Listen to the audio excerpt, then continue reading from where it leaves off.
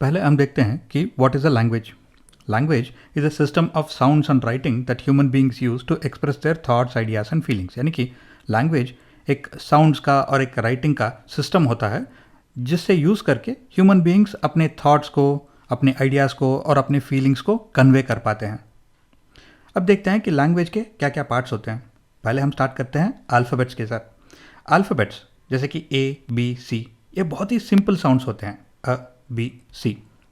अगर हम कुछ अल्फ़ाबेट्स को कंबाइन करते हैं तो वो फोनीम्स बन जाते हैं। जैसे कि अगर हम सी एंड एच को कंबाइन करते हैं तो छ साउंड आता है, और आर एंड आर को कंबाइन करते हैं तो र आता है, यू एंड एन को कंबाइन करते हैं तो उन आता है।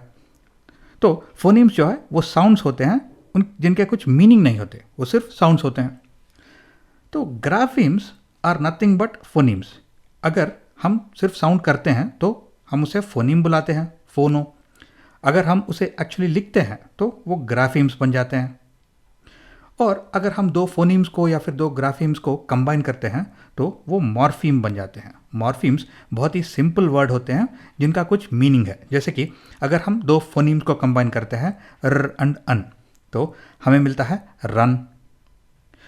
और लेक्सीम्स जो है वो एक ही वर्ड के अलग अलग फॉर्म होते हैं। जैसे कि अगर हम एक मॉर्फिन को लेते हैं, र एंड अन का कॉम्बिनेशन लेके एक वर्ड बनाते हैं वहाँ पे रन। और रन जो मॉर्फिम है उसके लेक्सीम्स रन, रैन और रनिंग हो सकते हैं।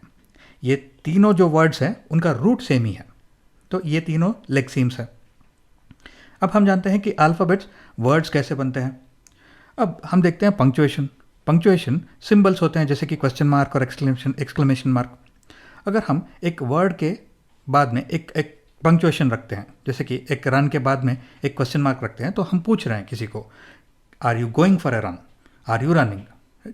अगर हम एक एक्सक्लेमेशन मार्क रखते हैं तो एक कमांड हो जाता है, हम किसी को बोल रहे हैं रन, यानी भागो, राइट। तो इस तरह से सिंबल्स, पंक्चुएशन जो है वो इस वर्ड को कुछ कॉन्टेक्स्ट या फिर कुछ मीनिंग देते हैं। फिर हम देखते हैं ग्रामर, यानी कि मॉर्फोलॉजी। अब ग्रामर हमें ये बताता है कि ये रन जो वर्ड है, क्या ये नाउन है, क्या ये वर्ब है, क्या ये एडजेक्टिव है। फिर हम देखते हैं सिंटैक्स। सिंटैक्स यानी सेंटेंसेस।